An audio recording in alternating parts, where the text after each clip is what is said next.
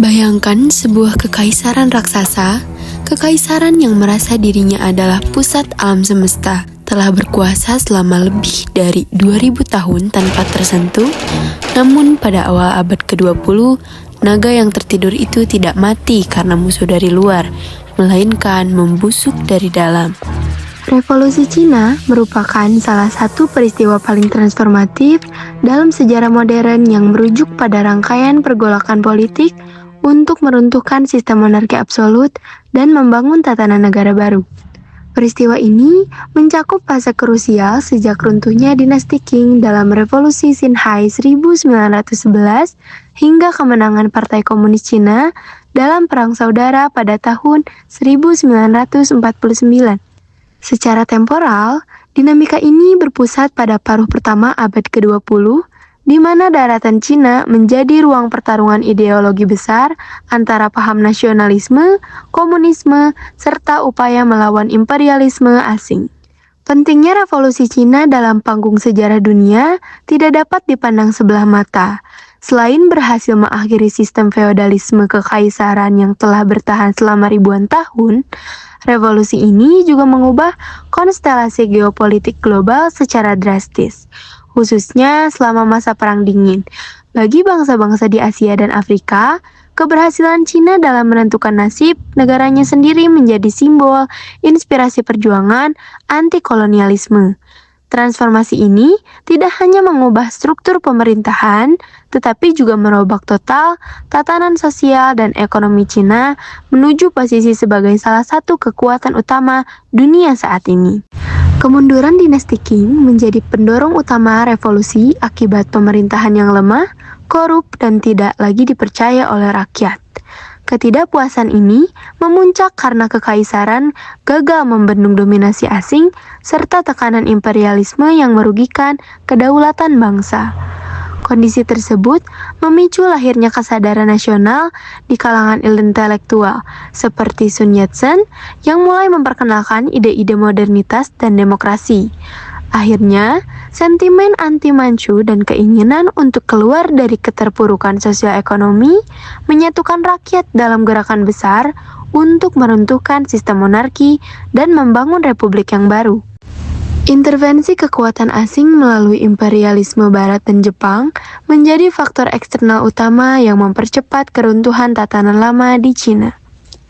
Kekalahan beruntun dalam berbagai konflik militer, terutama pada Perang Candu, memaksa kekaisaran menandatangani serangkaian perjanjian tidak adil yang memberikan hak istimewa kepada bangsa asing dan menguras ekonomi nasional. Dominasi ini tidak hanya merampas kedaulatan wilayah dan pelabuhan-pelabuhan strategis, tetapi juga menghancurkan harga diri bangsa Cina di mata dunia. Kondisi yang kian terjepit ini akhirnya membakar amarah rakyat dan kaum intelektual, memicu kesadaran kolektif bahwa revolusi adalah salah satu jalan untuk memutus rantai penjajahan dan memulihkan martabat negara. Krisis ekonomi yang hebat dan ketimpangan sosial yang tajam menjadi beban berat yang harus dipikul oleh rakyat Cina di bawah kekuasaan dinasti Qing. Kemiskinan meluas di seluruh pelosok negeri, diperparah oleh serangkaian bencana alam dan kegagalan panen yang menyebabkan kelaparan masif. Di tengah penderitaan tersebut, pemerintah justru menetapkan pajak yang sangat tinggi demi membayar kerugian perang kepada bangsa asing yang semakin mencekik kehidupan rakyat kecil. Ketimpangan yang mencolok antara gaya hidup mewah para bangsawan istana dengan kondisi rakyat yang serba kekurangan menciptakan kecemburuan sosial yang mendalam. Akumulasi dari rasa lapar, kemiskinan, dan ketidakadilan inilah yang akhirnya memicu ledakan amarah rakyat untuk mendukung gerakan perubahan total melalui revolusi. Lahirnya nasionalisme di Cina merupakan manifestasi dari kerinduan rakyat untuk meraih kembali kedaulatan penuh dan mengakhiri penghinaan akibat dominasi kekuasaan asing. Kesadaran kolektif ini muncul saat kaum intelektual dan pemuda menyadari bahwa sistem kekaisaran yang kolot tidak lagi mampu melindungi bangsa dari cengkraman imperialisme. Semangat nasionalisme ini kemudian berjalan beriringan dengan ambisi modernisasi, di mana muncul keyakinan bahwa Cina harus bertransformasi secara radikal, baik dari segi politik maupun teknologi, agar dapat bangkit sebagai kekuatan yang disegani di kancah internasional. Pergerakan ini menjadi fondasi ideologis yang menyatukan berbagai lapisan masyarakat untuk menanggalkan tradisi lama demi membangun sebuah negara republik yang mandiri, progresif, dan bebas dari campur tangan bangsa lain. Masuknya berbagai ideologi dari barat menjadi katalisator intelektual yang mengubah arah perjuangan rakyat Cina. Melalui para pelajar yang menempuh pendidikan di luar negeri, konsep-konsep modern seperti demokrasi, sistem republik, hingga komunisme mulai dikenal luas dan menggantikan pemikiran konservatif kekaisaran. Ide-ide ini menawarkan alternatif tatanan negara yang dianggap lebih adil dan relevan dengan tantangan zaman, di mana kekuasaan tidak lagi berpusat pada satu dinasti melainkan pada kedaulatan rakyat atau penguatan peran kelas pekerja. Kehadiran berbagai paham baru ini tidak hanya memperkaya wacana politik, tetapi juga memberikan kerangka dasar bagi para tokoh revolusioner untuk merancang masa depan Cina yang lebih mandiri dan terlepas dari belenggu feodalisme.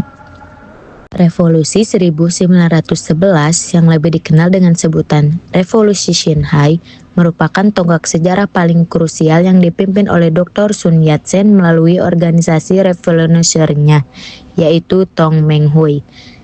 Gerakan ini meletus sebagai reaksi atas kegagalan kekaisaran dalam modernisasi diri serta ketidakmampuan mereka menghadapi tekanan imperialisme asing yang semakin mencekik. Melalui serangkaian pemberontakan yang memuncak di Wuchang, kekuatan revolusioner akhirnya berhasil meruntuhkan dominasi dinasti Qing yang telah berkuasa selama 268 tahun, sekaligus mengakhiri sistem feodalisme monarki yang telah bertahan selama lebih dari 2 milenium di daratan Cina. Keberhasilan ini secara resmi menandai lahirnya Republik Cina pada 1 Januari 1912 dengan Sun Yat-sen diangkat sebagai presiden sementara. Peristiwa besar ini bukan sekedar pergantian kekuasaan, melainkan sebuah transformasi ideologis di mana rakyat Cina mulai meninggalkan konsep kedaulatan di tangan kaisar. Di tangan kaisar menuju sistem pemerintahan republik yang berlandasan pada prinsip nasionalisme, demokrasi, dan kesejahteraan rakyat. Meskipun setelahnya, Cina masih harus menghadapi tantangan internal yang berat, revolusi Shanghai tetap menjadi fondasi utama bagi perjuangan bangsa Cina dalam membangun identitas sebagai negara di modern punggung dunia. Setelah keberhasilan revolusi 1911, Republik Cina justru memasuki fase kelam yang dikenal sebagai masa kekacauan politik antara tahun 1912 sampai 1927. Periode ini dimulai dengan kepemimpinan Yuan Shikai yang ambisius, yang alih-alih memperkuat demokrasi, ia justru mencoba mengembalikan sistem monarki dan mengangkat dirinya sendiri sebagai kaisar. Langkah ini memicu perpecahan besar dan mengikis otoritas pemerintahan pusat secara drastis. Kematian Yuan Shikai pada tahun 1916 semakin memperburuk situasi dengan munculnya era Panglima Perang atau warlordisme, di mana berbagai jenderal militer merebut kekuasaan dan wilayah di seluruh pelosok Cina. Akibatnya, ketidakstabilan pemerintah menjadi pemandangan sehari-hari. Hukum tidak berjalan, ekonomi hancur, dan rakyat kembali terjebak dalam penderitaan akibat perang saudara yang berkepanjangan. Masalah ini menjadi salah satu periode paling kacau dalam sejarah modern Cina, di mana kedaulatan negara seolah terpecah menjadi fragmen-fragmen kecil yang dikuasai oleh militer lokal, jauh dari cita-cita persatuan yang diimpikan oleh para tokoh revolusi awal. Perang Saudara Cina yang berlangsung antara tahun 1927 sampai 1949 menjadi babak paling menentukan dalam sejarah modern Tiongkok, di mana terjadi bentrokan ideologi besar antara dua kubu utama. Konflik ini mempertemukan kelompok nasionalis atau Kuomintang di bawah kepemimpinan Chiang Kai-shek dengan kelompok komunis atau PKC. Ini yang dipimpin oleh Mao Zedong. Persaingan ini bukan sekedar perebutan wilayah, melainkan pertarungan visi mengenai masa depan Cina, di mana kaum nasionalis cenderung mempertahankan status quo dan hubungan dengan Barat. Sementara kaum komunis mengusung reformasi agraria dan pemberdayaan kelas pekerja. Meskipun kedua belah pihak sempat bersatu untuk melawan invasi Jepang selama Perang Dunia Kedua, perseteruan mereka kembali pecah dengan skala yang lebih besar setelah perang usai. Chiang Kai-shek mengendalikan kekuatan militer konvensional dan dukungan internasional, sementara Mao Zedong berhasil memenangkan simpati rakyat pedesaan melalui strategi gerilya dan janji perubahan sosial. Perang panjang yang menguras energi bangsa ini akhirnya mencapai titik pusatnya pada tahun 1949, ketika kekuatan komunis berhasil menguasai daratan Cina secara keseluruhan dan memaksa pemerintahan nasionalis mundur ke Taiwan. Peristiwa ini tidak hanya mengakhiri perang saudara di daratan, tetapi juga secara radikal mengubah arah politik dan sosial Cina menuju sistem sosialis di bawah bendera Republik Cina. Long March yang berlangsung antara tahun 1934 sampai 1935 merupakan perjalanan militer legendaris sekaligus ujian ketahanan fisik luar biasa bagi pasukan tentara merah komunis. Peristiwa ini bermula ketika pasukan komunis terdesak oleh serangan bertubi-tubi dari militer nasionalis atau Kuomintang, sehingga mereka terpaksa mundur dan menempuh perjalanan sejauh ribuan kilometer melewati medan-medan paling ekstrim di pedalaman Cina. Selama setahun penuh, mereka mendaki pegunungan bersalju, menyeberangi sungai-sungai deras, dan melewati rawa-rawa berbahaya sambil terus menghindari kejaran musuh. Meskipun harus dibayar dengan kehilangan sebagian besar personilnya atau pasukan, Long March ini menjadi titik balik krusial yang mengukuhkan posisi Mao Zedong sebagai pemimpin tertinggi Partai Komunis Cina yang tak tergoyahkan. Keberhasilan bertahan hidup dalam kondisi mustahil tersebut tidak hanya meningkatkan moral pasukan, tetapi juga digunakan sebagai sarana propaganda yang efektif untuk menyebar ideologi komunis kepada penduduk desa di sepanjang jalur perjalanan. Pada akhirnya, peristiwa ini bertransformasi dari sekedar upaya penyelamatan diri menjadi simbol heroisme dan semangat pantang menyerah untuk menyatukan kekuatan komunis untuk merebut kekuasaan di masa depan. Perang melawan Jepang yang meletus secara masif sejak tahun 1937 sampai 1945 merupakan fase krusial di mana ancaman eksternal memaksa terjadinya perubahan konstelasi politik domestik di Cina. Invasi Jepang yang brutal ke berbagai wilayah strategis memaksa rakyat Cina berada dalam kondisi krisis nasional yang mengancam kedaulatan bangsa secara keseluruhan. Menghadapi agresi militer tersebut, kubu nasional dan komunis yang sebelumnya terlibat perang saudara yang sengit akhirnya sepakat untuk membentuk Front Persatuan Kedua dan bekerja sama sementara demi memprioritaskan pertahanan negara.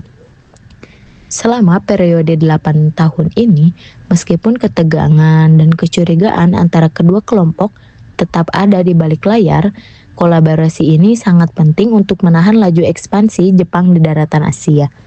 Perang ini tidak hanya menguras sumber daya militer dan ekonomi Jepang, tetapi juga memberikan kesempatan bagi pasukan komunis untuk memperluas pengaruh mereka di daerah pedesaan melalui taktik gerilya. Kemenangan atas Jepang pada akhir Perang Dunia II di tahun 1945 pada akhirnya meninggalkan kekosongan kekuasaan yang memicu kembali perseteruan antara nasionalis dan komunis. Namun dengan posisi tawar yang jauh berbeda dari sebelum invasi dimulai. Kemenangan kaum komunis pada tahun 1949 menjadi babak penutup dari drama panjang Perang Saudara Cina yang telah berlangsung selama puluhan tahun. Di bawah strategi militer dan politik Mao Zedong, pasukan komunis berhasil memenangkan dukungan rakyat serta menguasai wilayah-wilayah strategis hingga akhirnya memukul mundur kekuatan nasionalis di bawah Chiang Kai-shek. Kekalahan telak ini memaksa pemerintahan nasionalis untuk meninggalkan daratan Cina dan mundur ke Pulau Taiwan. Demi mempertahankan sisa kekuatan mereka, peristiwa bersejarah ini mencapai puncaknya pada tanggal 1 Oktober 1949 saat Mao Zedong secara resmi memproklamasikan berdirinya Republik Rakyat Cina di lapangan Tiananmen. Kemenangan ini tidak hanya menandai berakhirnya konflik internal, tetapi juga melalui era baru di mana Cina bertransformasi menjadi negara sosialis sampai komunis yang secara drastis mengubah peta kekuatan politik di dunia internasional. Dampak politik dari revolusi Cina membawa perubahan fundamental yang mengubah wajah Tiongkok dan konstelasi politik dunia selamanya. Pencapaian yang paling krusial adalah berakhirnya sistem kekaisaran feodal yang telah mendominasi daratan Cina selama lebih dari 2 milenium. Runtuhnya dinasti Qing menandai berakhirnya era di mana kekuasaan dianggap sebagai mandat langit yang turun secara turun-menurun, menggantinya dengan tantangan politik modern yang sangat berbeda. Puncaknya, revolusi ini melahirkan berdirinya negara komunis melalui proklamasi Republik Rakyat Cina pada tahun 1949 di bawah kepemimpinan Mao Zedong. Peristiwa ini menciptakan pergeseran ideologi besar-besaran di mana Cina secara resmi mengadopsi sistem sosialis yang berpusat pada kepemimpinan satu partai secara geopolitik.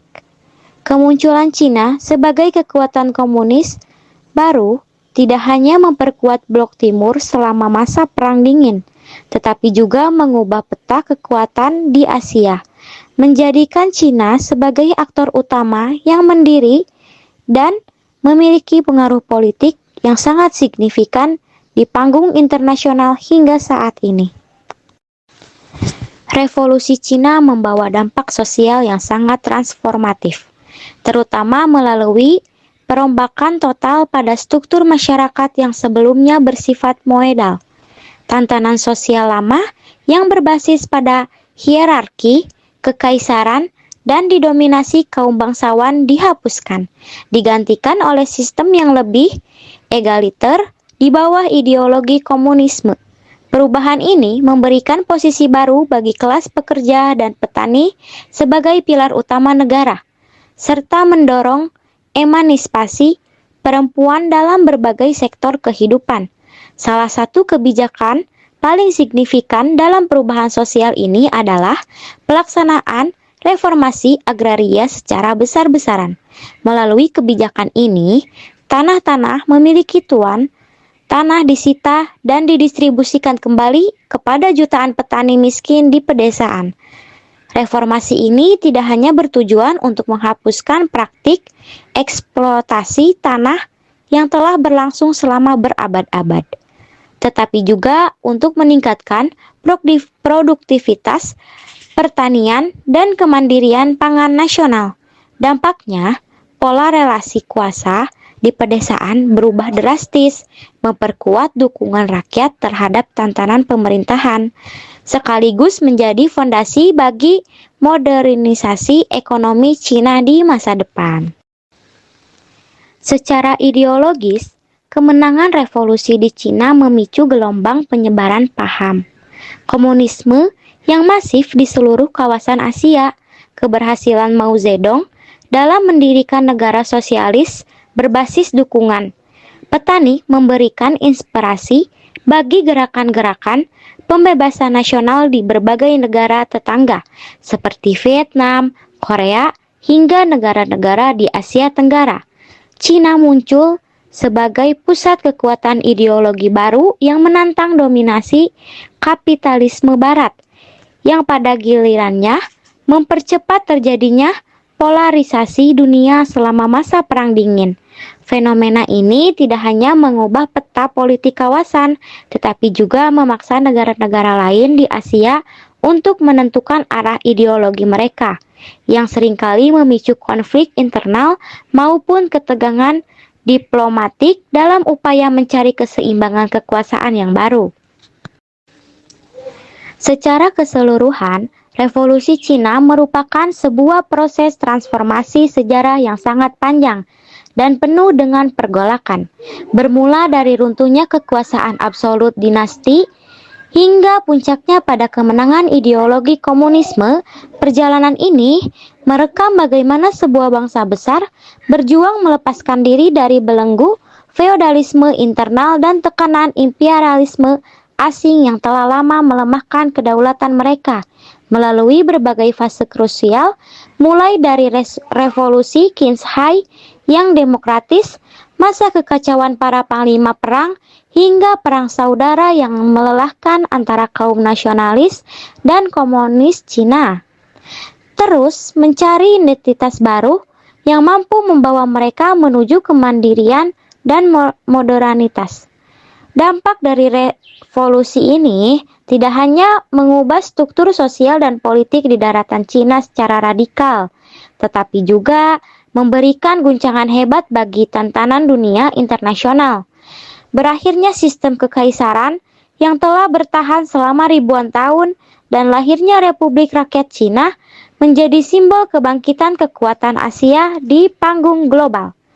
Revolusi ini membuktikan bahwa perubahan ideologi yang ekstrim mampu mengubah sebuah negara agraris yang terpuruk menjadi salah satu kekuatan politik dan ekonomi paling berpengaruh di dunia. Hingga hari ini, warisan dari revolusi tersebut tetap menjadi fondasi utama bagi peran strategis Cina dalam menentukan arah geopolitik dan ekonomi global di era modern.